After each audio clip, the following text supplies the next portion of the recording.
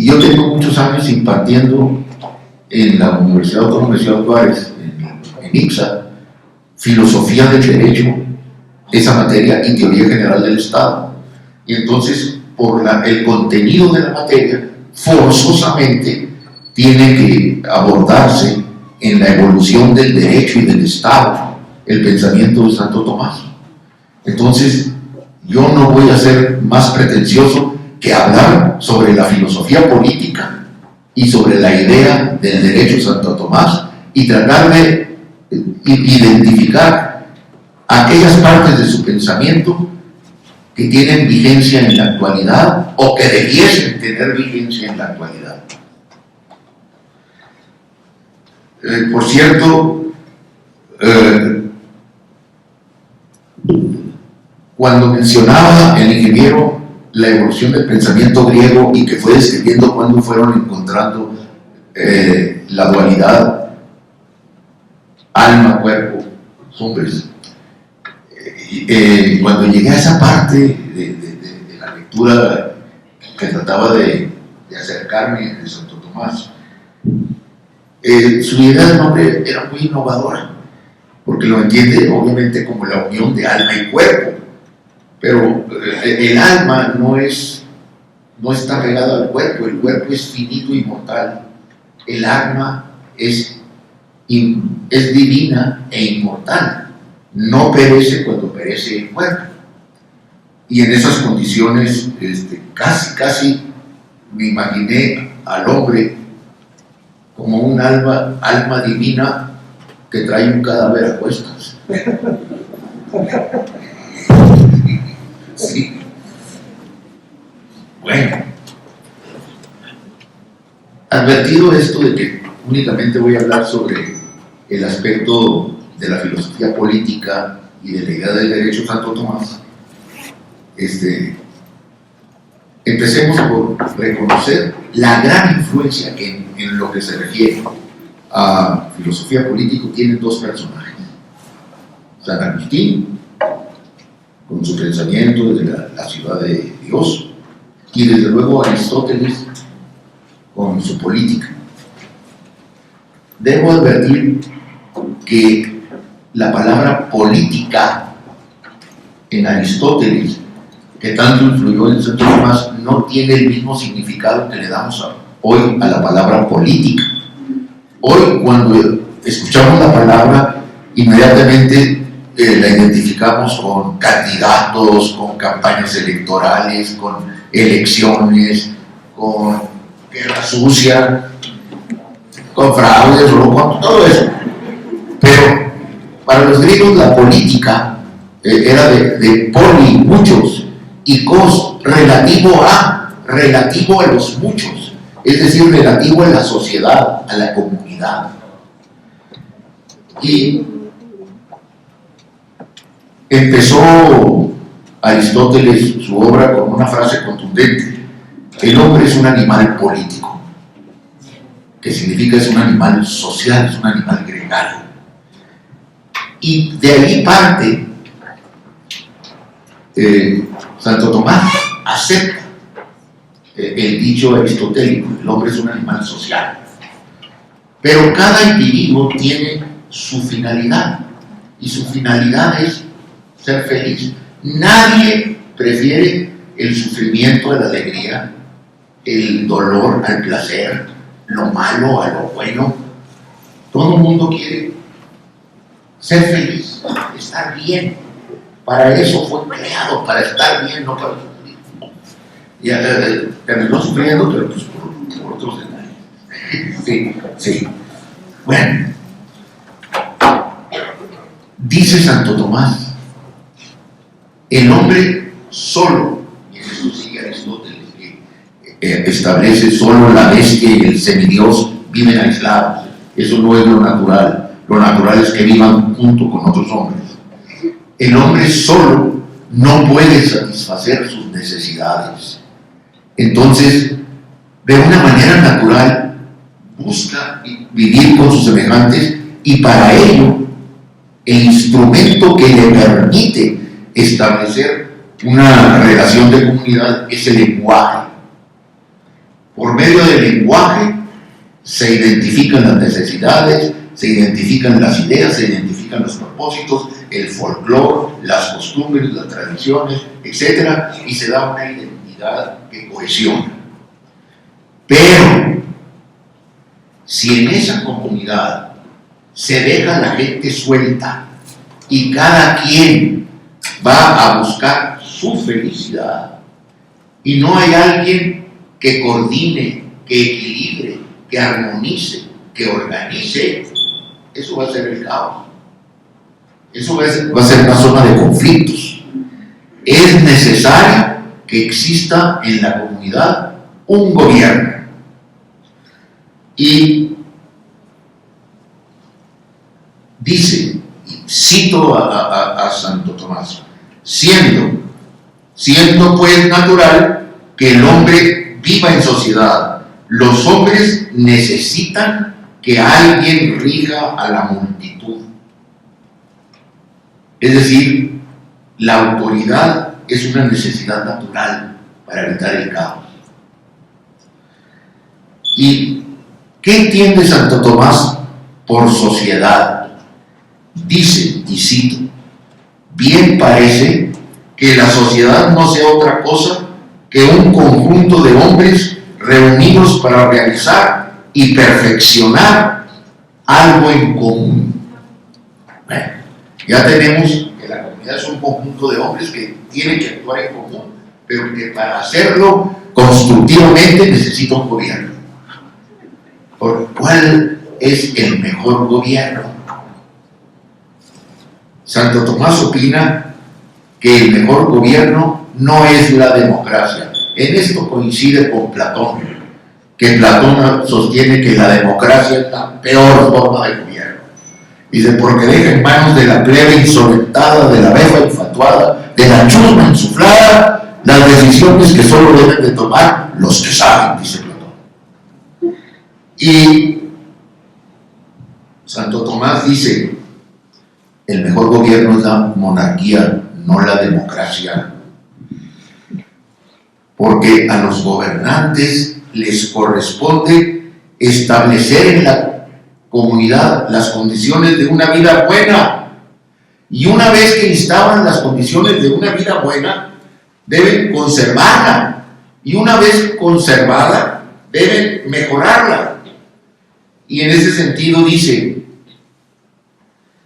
que es mejor ser gobernado por uno que por muchos. Por eso, él está a favor de la monarquía con argumentos naturales. En cualquier grupo de una manada de lobos hay un lobo que dice, una manada de leones hay en un triángulo de patos que van volando hay uno que va al frente marcando el rumbo. Es lo mejor, porque si hay muchos van a generarse envidia, van a generarse problemas o simplemente puntos de vista no coincidentes, y eso va a generar problemas para lograr el bienestar colectivo, el bien común.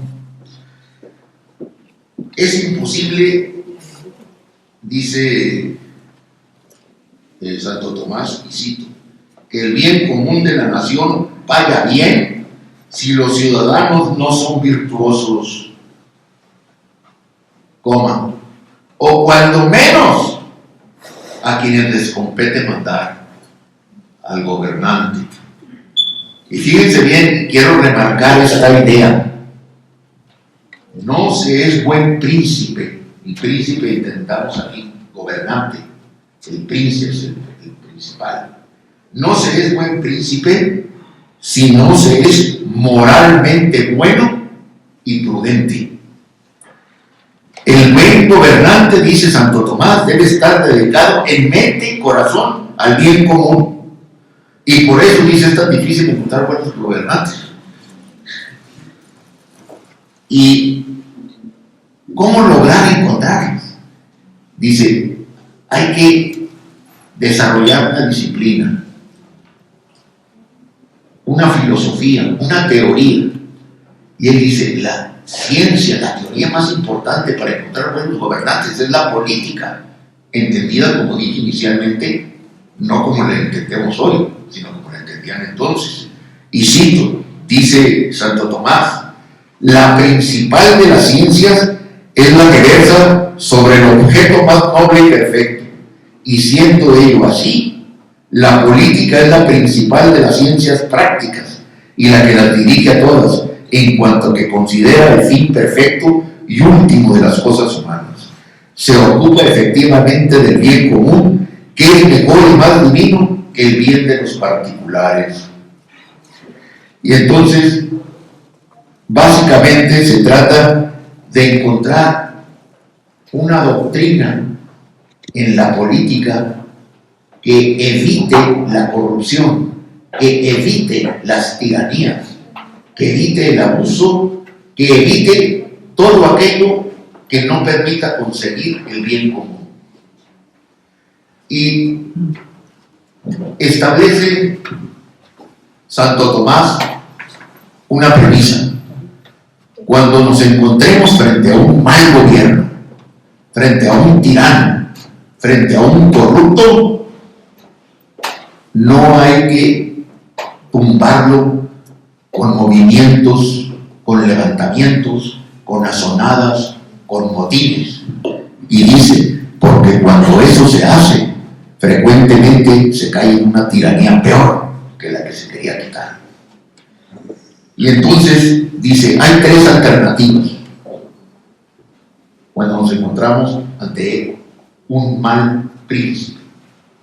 Primero, para resolver ese problema hay que buscar una autoridad superior, que él, en la época que le toca vivir, siglo XIII, si veía a un señor feudal o a uno de los llamados reinos bárbaros iniciales, que era un mal gobernante, él decía que la autoridad superior al reino era el imperio, debía ir al emperador. En esa época ya había terminado el imperio carolingio, estaba formándose el Sacro Imperio Romano Germánico, y en Oriente pues estaba el imperio bizantino. Él decía, los emperadores son multinacionales y están por encima de los reyes, que son nacionales. Entonces, si un rey anda mal, vámonos a la guerra. ¿Qué hacemos ahora, hoy, cuando un gobierno anda mal? Unos no siguen el consejo de Santo Tomás y se ponen a hacer revoluciones y azonadas y golpes de Estado. Otros dicen, vamos a buscar una autoridad superior, vámonos a las Naciones Unidas, vámonos al Tribunal de la Haya, vámonos a un organismo multinacional a plantear con argumentos la situación para, como dirían los españoles del siglo XIII, para desfacer el tuerto. ¿Sí? Segundo mecanismo, un control público de la opinión pública, pero, dice Santo Tomás, que no esté en manos de facciones privadas, que quiera utilizar sus intereses en nombre de la multitud, que sea un partido que diga, yo represento a todo el pueblo, pero estoy en contra. No, que no sean intereses particulares que utilicen el malestar social para lograr sus objetivos. Y tercero, y este sería un autoexamen de conciencia que los pueblos tendrían que hacer. Dice Santo Tomás, es que los pueblos tienen los gobernantes que se merecen. Y la tiranía puede ser un castigo divino por falta de virtud de los que lo padecen. Esto me recuerda una frase de Gandhi que decía, si un pueblo elige democráticamente a un mal gobernante, corrupto, mezquino, falto de honradez, si lo elige democráticamente, está bien representado. Bueno, Bueno,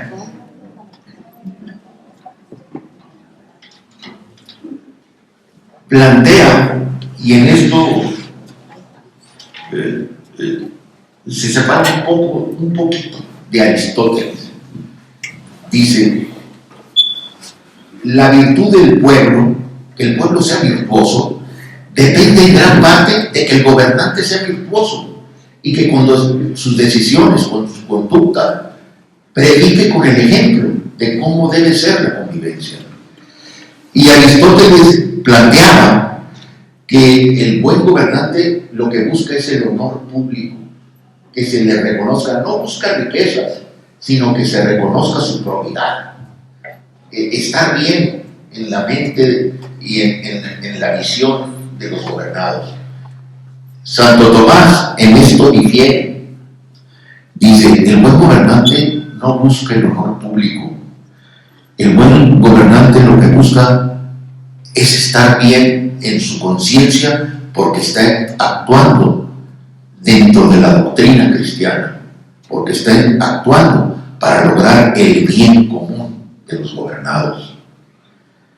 Aunque no tenga riquezas, aunque no tenga recompensas, si él está buscando el bien,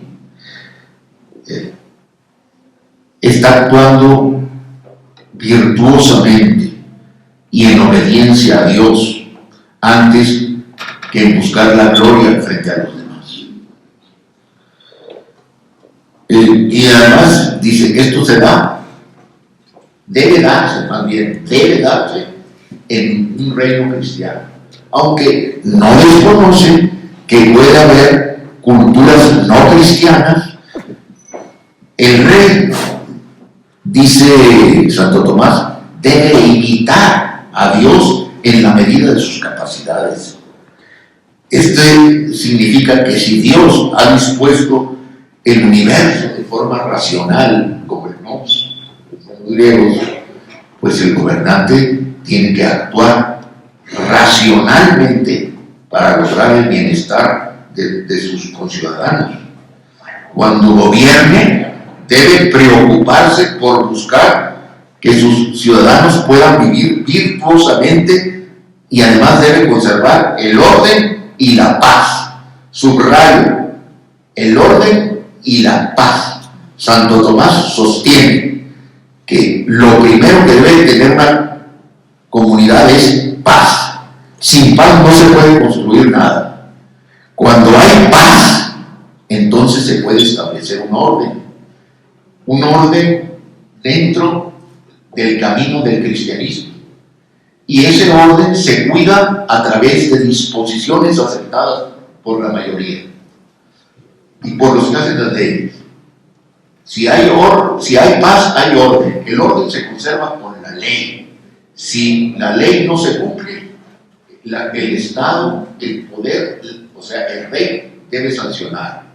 Y cuando se logra establecer una comunidad en paz y ordenada por la ley que regule la conducta, se podrá llegar al bien común. Para que el pueblo mejore cada día más, el gobernante debe garantizar tres cosas. Garantizar que los gobernados tienen acceso a las necesidades básicas, para que no que sean millonarios, pero que tengan satisfechas sus necesidades de comida, de vivienda, de salud, de educación para sus hijos. Deben tener acceso a esas cosas que permitan el bien común. Eso lo deben procurar los gobernantes. Deben establecer un mecanismo de castigos y recompensas para garantizar la paz interna de la comunidad. No nada más leyes con sanciones para los que violen sus disposiciones, también reconocimientos y estímulos para quienes cumplan con los deberes que la ley de la comunidad establece. Y tercero, una garantía de defensa para los peligros externos. Eso deben hacer los gobiernos. ¿Y cómo deben estructurarse, organizarse los gobiernos? En esto también sigue en mucho a Aristóteles, quien habla en su política de las formas puras y impuras de gobierno, según el número de personas que ejerzan el poder. Si el poder lo concentra una sola persona, se trata de una monarquía. Es una forma pura. Si es unos cuantos que son talentosos y de los más acomodados e ilustrados de la ciudad, es una aristocracia. Los mejores, o los más ricos, o los más inteligentes. Si son los ciudadanos con derechos políticos, entonces es una democracia. Más bien es un gobierno que él le llama policracia o timocracia. Aristóteles le llamaba democracia, pero Santo Tomás a lo que Aristóteles llamaba democracia le llama timocracia. Es lo mismo el gobierno de los ciudadanos. Aristóteles dice, todas estas furas indefectiblemente tienden a volverse impuras. ¿Por qué tienden a volverse impuras? Porque Aristóteles dice, cualquier forma de gobierno estaría bien si logra el bien común. Si la monarquía logra el bien común, está bien la monarquía. Si la aristocracia logra el bien común, está bien la aristocracia. Si la democracia logra el bien común, está bien la democracia. Pero lo que sucede es que las tres formas puras tienden siempre a volverse impuras. ¿Por qué? Por abandonar su principio básico. ¿Qué es lo que abandonan? La búsqueda del bien común. El monarca, en lugar de buscar el bien común para todos, busca cómo hacerse más poderoso, más influyente, aumentar sus riquezas, aumentar su poder. Y entonces la monarquía se vuelve tiranía. Los aristócratas, los mejores, ubicados dentro de la estratificación social, en lugar de buscar el bien común, quieren ahora tener más influencia, más poder, más negocios, ganar más dinero, y entonces la aristocracia se vuelve oligarquía.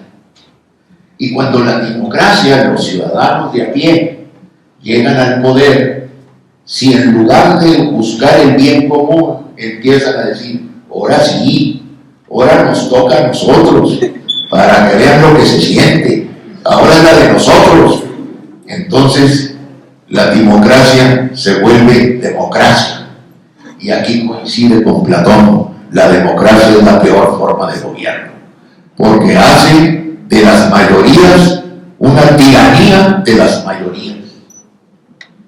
Bueno.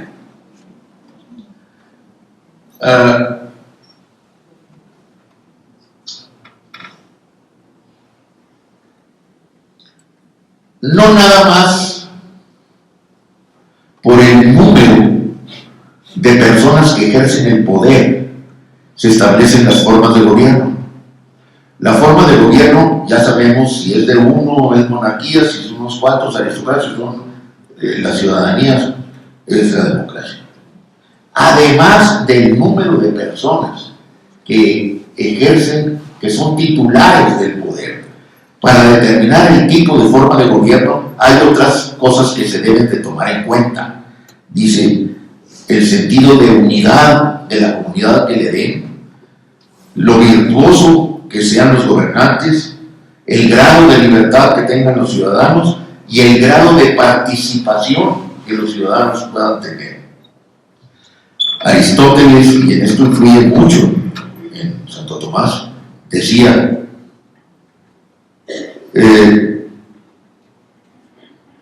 cualquier forma de gobierno para poder ser buena requiere una amplia clase media, una muy amplia clase media, que no se polarice la sociedad entre los que tienen mucho y los que tienen muy poco, que no haya gente tan poderosa que pueda comprar a otros, ni gente tan miserable que tenga que venderse a otros. Y eso lo hace el suyo Santo Tomás.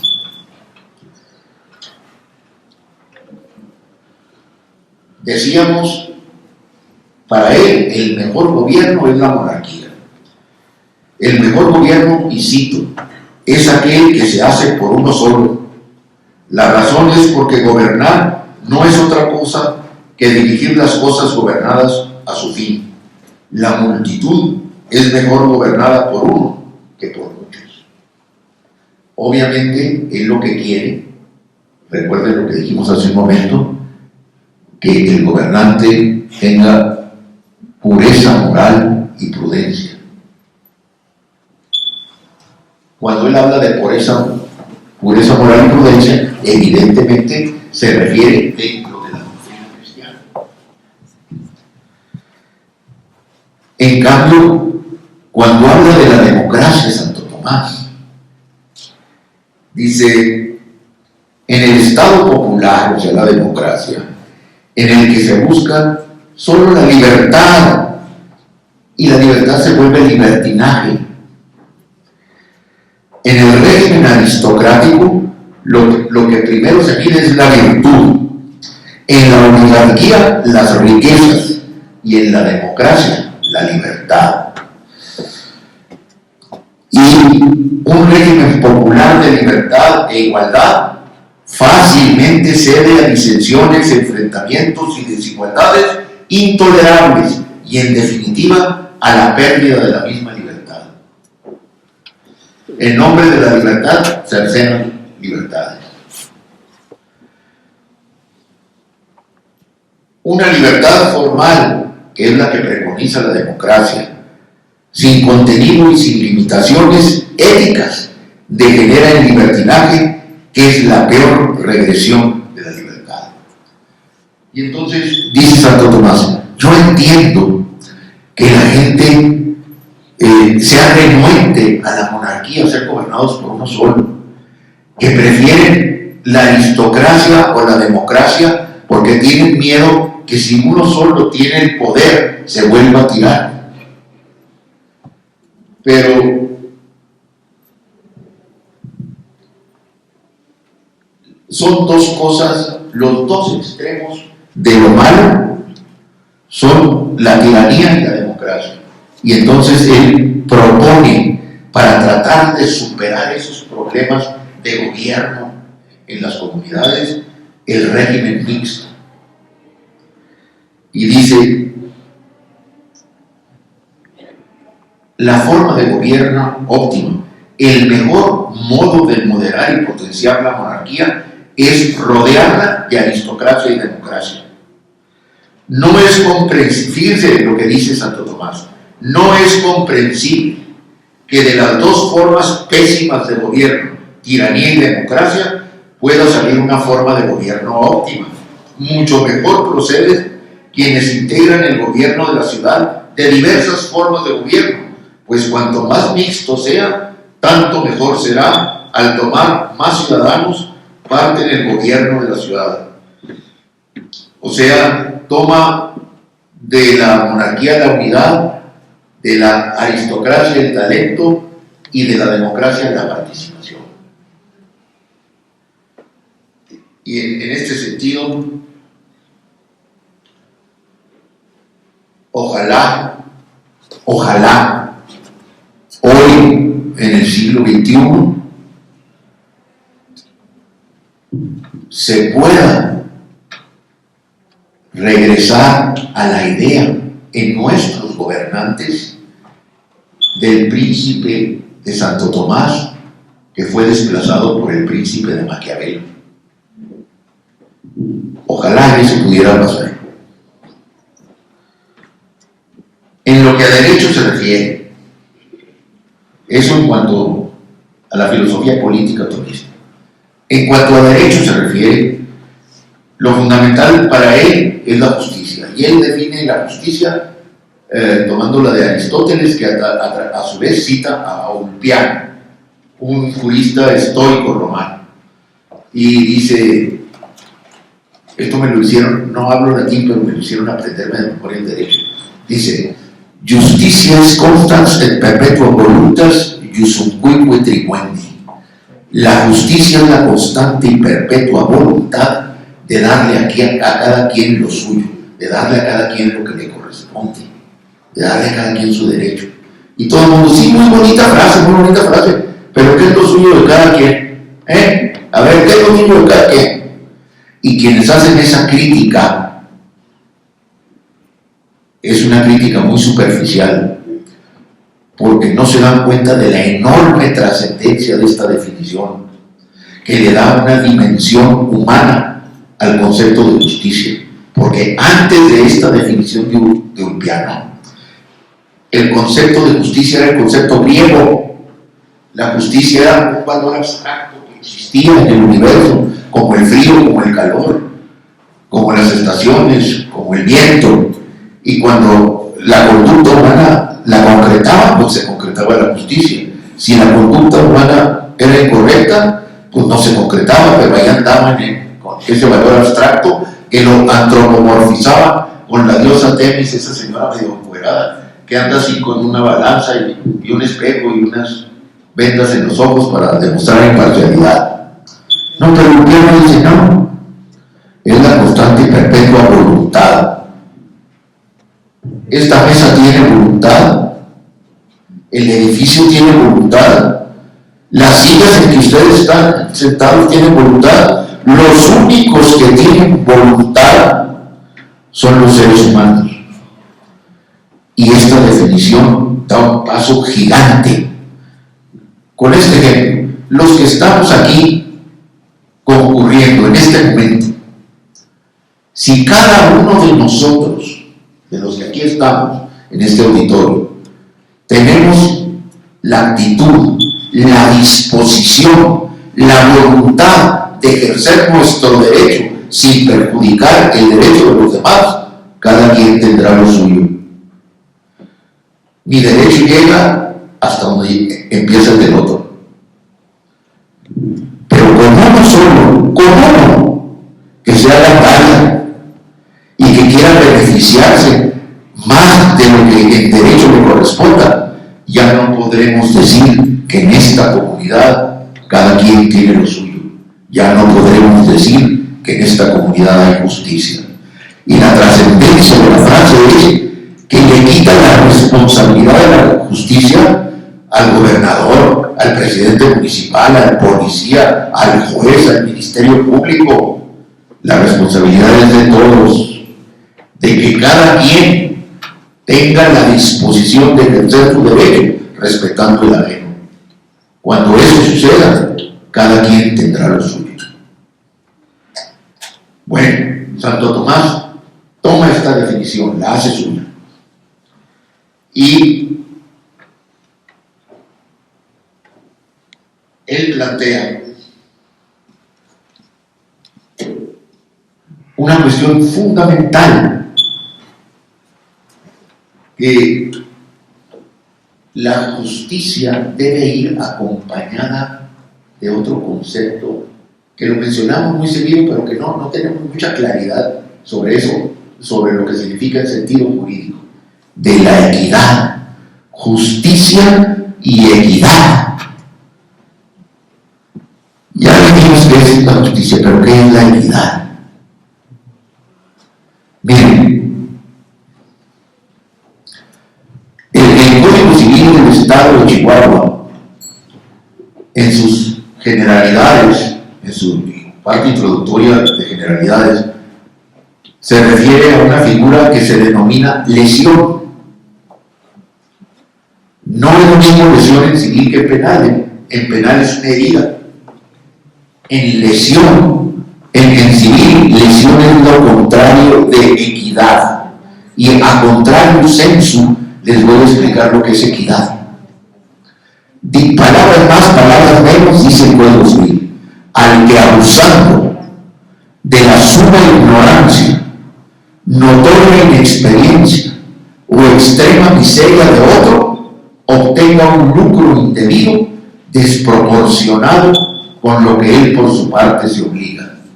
Si cuando llegaron los ingleses y le dijeron a los iroqueses con unas cuentas de espejos, me quedo con la isla de Manhattan, y los iroqueses no hayan visto espejos, ahí abusaron de la suma ignorancia.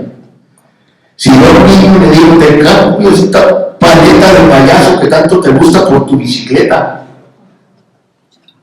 ahí notó la inexperiencia del niño. Y si mi vecino tiene una grave necesidad porque su esposa tiene una enfermedad muy grave y necesita una operación muy cara y no tiene dinero y quiere vender su casa que cuesta 4 millones y yo le digo, te doy 1 millón. Estoy abusando de la extrema miseria, de la extrema necesidad. Eso es lesión. Eso es lo contrario de equidad. Equidad es proporcionalidad. Y Santo Tomás dice, las leyes deben basarse en la justicia y en la equidad. Las leyes que no se basan en la justicia, dice Santo Tomás, mejor debieran llamarse violencias que no leyes. Y aquí, con esta expresión, mejor debieran llamarse violencias que no leyes, también tiene una anticipación a lo que ahora denominamos, a veces erróneamente, dos conceptos que usamos como sinónimos sin serlo: el concepto de autoridad y el concepto de poder. La autoridad se acepta, se admira, se reconoce, y uno dice, esta persona tiene autoridad moral, este hombre es una autoridad en su campo. El poder no necesita reconocimiento, el poder se ejerce. Por eso cuando un gobernante actúa de acuerdo con la opinión generalizada, actúa como y con autoridad. Cuando actúa en contra de la opinión generalizada, simplemente ejerce el poder. Y me voy a robar 3 minutos porque ya me pasé del tiempo. Simplemente para terminar con las cuestiones de la ley. Él habla de 4 tipos de leyes: la ley eterna, la ley natural, la ley humana, la ley divina. La ley eterna, y en esto coincide con San Agustín, es la voluntad pura de Dios, la razón de la divina sabiduría, que todo lo ve, todo lo controla, el nos. La ley natural, dice, es la participación de la ley eterna en la naturaleza humana. El hombre, con su razón imperfecta, nunca va a conocer la ley eterna, que es perfecta. Pero sí, con esa razón imperfecta, puede deducir algunos aspectos, algunos principios de la ley eterna, que son naturales. Primero hay que hacer el bien, no el mal. Es el primer principio. Pero de ahí se derivan los principios fundamentales que llamamos los instintos también. El instinto de conservación, el instinto de perpetuación, el instinto gregario de vivir en sociedad para mejorar. Y luego está la ley humana, la que hacen los presidentes y los gobernadores y los diputados. Pero ojo con esto, y con esto voy a concluir. La ley humana debe nacer de la ley natural, debe sustentarse en la ley natural. Cuando el Código Penal prohíbe el homicidio, las lesiones, cuando la ley sanitaria nos dice que tenemos que vacunarnos, cuando Coespris revisa restaurantes y carnicerías y tiendas para que esté bien, o nos dice cuándo debemos ir al médico y ponernos la mascarilla y demás. Lo que está regulando la ley humana es el instinto de conservación de la ley natural. Cuando la ley positiva humana regula el matrimonio, la filiación, los alimentos, las sucesiones, lo que está regulando es el instinto de reproducción.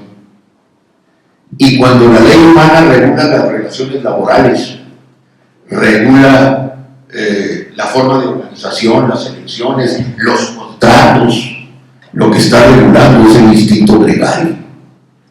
La ley humana debe basarse en la ley natural.